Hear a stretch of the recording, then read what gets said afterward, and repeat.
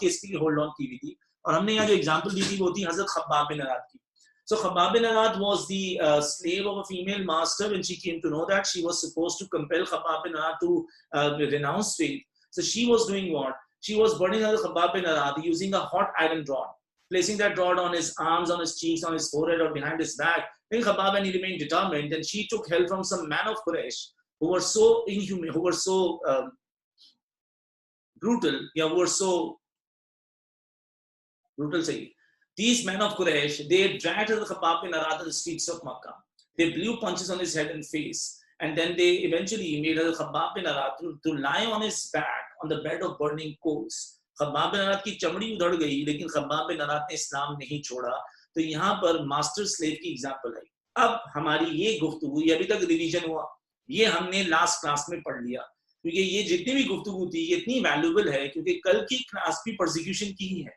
तो ये गुफ्तगू वो जो भूल गए हैं, प्लीज वो इसकी डिटेल देखना चाहते तो रिकॉर्डिंग तो लास्ट संडे से सेव्ड है आपके वन ड्राइव फोल्डर में, और फिर मैंने अभी आपको रिवीजन भी करा दिया। अब प्लीज मेरी एक बात ध्यान से समझिएगा, अब कोई टाइपिंग शापिंग ना करें, नई गुफ्तगू स्टार्ट हो गई।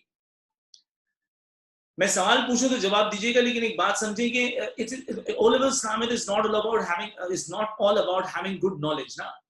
जैसे कि मैंने जो इनिशियल अपने ईयर से 2009 से 2012 के बीच में मैंने बीकन हाउस भी पढ़ाया, मैंने नखला भी पढ़ाया, मैंने दाऊद पब्लिक स्कूल भी पढ़ाया, और वो जिस स्कूल की अभी बच्ची इंतकाल कर गई, हैप्पी पैलेस, वहां भी अनफॉर्चुनेटली मैंने पढ़ाया।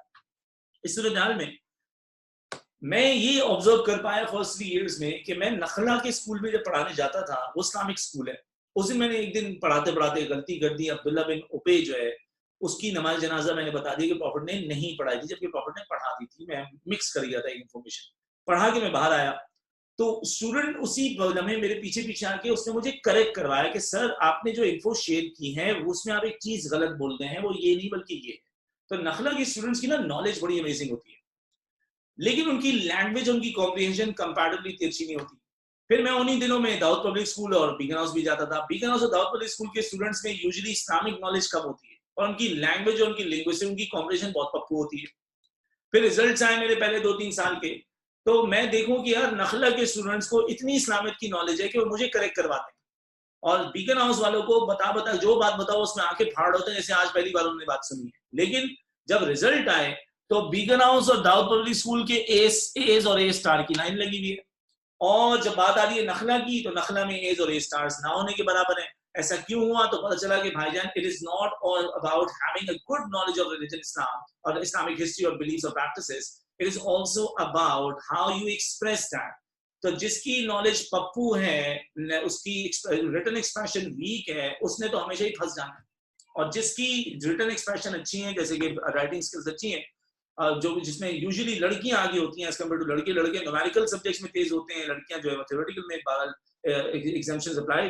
तो इस सूरत हाल में यहाँ पर जो है वो जिसका लिखने का अंदाज अच्छा है वो स्कोर करेगा। मैं तो कहानी सुना रहा हूँ, मेरी कहानियां सुनने की बात तो मेजोरिटी मुझे ये मामला मिलता है कि सर खुर्रम जो है वो आपने क्लास की बच्चे ने आगे वो सारी कहानियां हमें सुना दी, और हम थक गए हैं, पक गए हैं आपकी जो है कहानियां सुन सुन के। बच्चों को आप पढ़ाते हैं, वो पूरा लेसन डिनर टेबल पे हमें पढ़ा रहे होते हैं। तो मेरी कहानियां तो याद रहती हैं, लेकिन मेरी कहानियां ऑलमोस्ट हर बच्चे को याद हैं, लेकिन भाई वो रिजल्ट नहीं ला पा रहा, क्योंकि it's more about your written expression. तो बार बार यही गुफ्तगू हो रही है, यार P1 में ये लिखो, P2 में, P3 में लाले ये लिखना है, ये नहीं लिखना है, इतना बताना है, इतना नहीं बताना है, इलस्ट्रेट करना है कि नहीं करना है। तो अब मैं आपसे एक सवाल पूछने लगा हूं, क्योंकि यहाँ वाले आंसर में स्टूडेंट्स 2 गलतियां करते हैं। एक, वो एग्जाम्पल्स कम लिख देते हैं, लेकिन और दूसरा वो फ्रेमवर्क कंप्लीट। पहला जो सबसे बड़ा ब्लंडर है इस आंसर का वो ये कि लोग एग्जांपल्स ऑफ प्रोसिक्यूशन खूब सारी ठोक के आएंगे, लेकिन वो कभी भी फ्रेमवर्क कंप्लीट नहीं करेंगे, जो कि जाना चाहिए कहां तक जी, 622 AD तक। चलें इसको हम बाद में डिस्कस कर लेते हैं।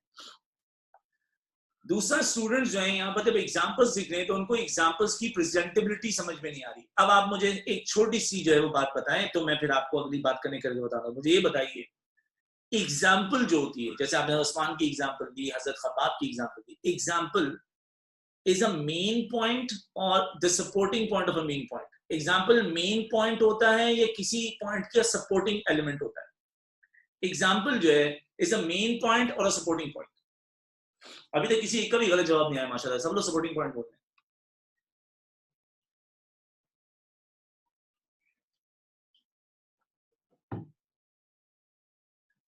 ठीक है जी, तो जवाब दुरुस्त हुआ। एग्जाम्पल जो है वो एक मेन पॉइंट नहीं होता है, एग्जाम्पल किसी पॉइंट की, चलो हमदान साहब को अल्लाह हिदायत दे, एक का जवाब गलत है, हमदान ने मेन पॉइंट बोल दिया। एग्जाम्पल किसी भी पॉइंट का जो है सपोर्टिंग पॉइंट होता है। तो what is the you know in the way of writing to this particular answer, क्योंकि हर 1.5 साल बाद ये सवाल कैम्ब्रिज में आता है, ये बहुत मशहूर और पॉपुलर क्वेश्चन है। यहाँ पर जो है वो स्टूडेंट जो गलती करता है वो ये है कि वो 2 एग्जांपल लिखने के बाद बोलता है another example of prosecution is this, another example is this, another example is this, another example is this. You need to remember, examiner has posed a question about what happened in those 13 years. Examiner did not mention that give me many examples of persecution. तो ये जो बात, ये जो बच्चे का लिखने का अंदाज है ना, another example, this you cannot do anything worse than that to your answer, कि आप एग्जाम्पल में another करके बस इंफॉर्मेशन ठोके जा रहे हैं। तो बात समझिएगा, एग्जाम्पल आपने खुद ही अभी फरमाया कि एग्जाम्पल एक सपोर्टिंग पॉइंट है, एग्जाम्पल से पहले मेन पॉइंट आएगा सर, पहले कोई मुद्दा आएगा और उसके बाद आएगी मिसाल, पहले कोई गुफ्तगू हो, कोई बात हो, उससे रिलेटेड मिसाल हो। अब मैं आपको ये सिखाने लगा हूं, 2 नहीं बल्कि 4 बार सिखाऊंगा, पर आपको मेरा ये पॉइंट पकड़ना है, वरना इस आंसर में स्ट्रक्चर बेस्ड जो मिस्टेक है वो बस यही है कि बच्चा एग्जाम्पल को मेन पॉइंट बना के प्रेजेंट कर रहा है और वो एक्चुअली मेन फैक्टर मिस कर रहा है। तो देखो, एग्जाम्पल यानी कोई टॉपिक होना चाहिए, कोई मुद्दा होना चाहिए, एग्जाम्पल उसकी मिसाल, यानी उसकी मिसाल में फिर एग्जाम्पल आ जाएगी। तो देखें, हमने एक टॉपिक उठाया, chiefs of tribes were torturing converts of their own tribes। इसके बाद हज़रत उस्मान बिन अफ़्फ़ान की एग्जाम्पल है। तो टॉपिक क्या था? चीफ्स अपने ट्राइब्स के कन्वर्ट्स को पीटेंगे। इस मेन पॉइंट की मिसाल में हज़रत उस्मान आ गए। Masters were given the charge and the task to torture their own slaves, और यहां पर फिर मिसाल हजरत खब्बाब की। अब आगे आपको मिसालें जितनी भी देनी है, जितनी भी एग्जांपल्स मेरा बच्चा देनी है आपको, उन एग्जांपल्स को आपको पहले उसके ऊपर मुद्दा उठाना पड़ेगा। अब वो मुद्दा या तो आप मेरे बताए हुए याद कर लो या फिर मैं आपको समझाऊं। अब देखो, मैं आपको 2 जो है वो टॉपिक्स बताऊंगा। अब मुझे एग्जांपल्स देनी है 2, एक हजरत बिलाल की और एक हजरत सुमैया रजी अल्लाह तआला अन्हा की। दोनों एग्जांपल्स आने के लिए मेरा बच्चा मुझे टॉपिक उठाने, एक मैं टॉपिक रेज करूंगा रिलेटेड टू डिटर्मिनेशन और दूसरा टॉपिक मैं रेज करूंगा रिलेटेड टू सैक्रिफाइस।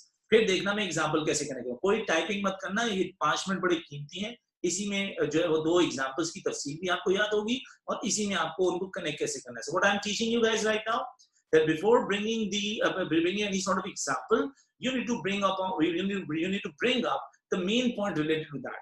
अब मेरे मेन पॉइंट्स 2 होंगे, एक डिटर्मिनेशन के बारे में, एक सैक्रिफाइस के बारे में। तो let's just discuss about determination. तो मैं एक मुद्दा उठा रहा हूं, मुद्दा एक लाइन होती है, कोई इतनी लंबी कहानी थोड़ी करनी होती है। Despite the tortures were unbearable, they were barbaric, they were brutal, they were absolutely inhumane. Despite these tortures were so inhumane, they were so unbearable, yet Muslims or the followers of Prophet peace on, they remained determined. An example of such determination is of Bilal। आगे कहानी बाद में सुनाऊंगा। वापस आओ, मुद्दा कैसे उठाना है, रट्टा नहीं मारना है।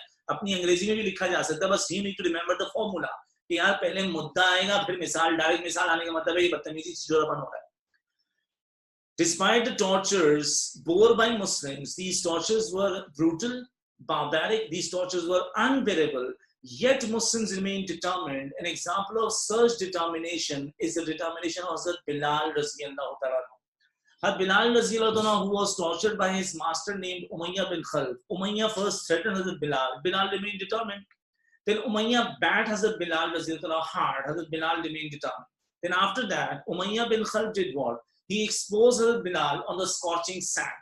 अच्छा, हजरत बिलाल को वो हंटर से मारता था, हजरत बिलाल के कई लोगों से पिटवाया, वो सारी बातें हैं, लेकिन ये 2 एग्जांपल्स बहुत मशहूर हैं। He exposed Bilal on the scorching sand. तो उनकी शर्ट उतारी और शर्ट उतार के बिलाल को जो है वो रेत पे लेटा दिया। अब देखो एक बात को समझना, एक लड़का अगर रेत पे लेटा हुआ है, ऑब्वियसली डेजर्ट एरिया है, अगर आप दुबई का माहौल देखे हुए या सऊदी देखे हुए तो आपको अंदाजा होगा, तो इतनी गर्मी में एक शख्स लेटा और शर्ट उसकी उतरी हुई और वो रेत पे लेटा, तो वो करेगा क्या? देखो, तुम्हारे साथ अगर सिचुएशन है, तुम क्या करोगे? तुम जैसे ही तुम्हें वो रेत गर्म लगी, तुम यूं हिलोगे, फिर यूं हिलोगे, तो मुस्तकिल मूव करोगे ताकि यहाँ वो जब भी आपने देखो बंदा तड़प दो तो बार बार मूव करेगा। लेकिन उमैया वाज सो जालिम, he was that kind of person कि उमैया ने हजरत बिलाल को स्कॉचिंग सैंड पे ऐसा टाइट करके बांधा हुआ है कि एक तो हजरत बिलाल रज़ी अल्लाह को he was exposed to the sunlight, लेकिन दूसरा हजरत बिलाल रज़ी अल्लाह हिल भी नहीं सकते थे।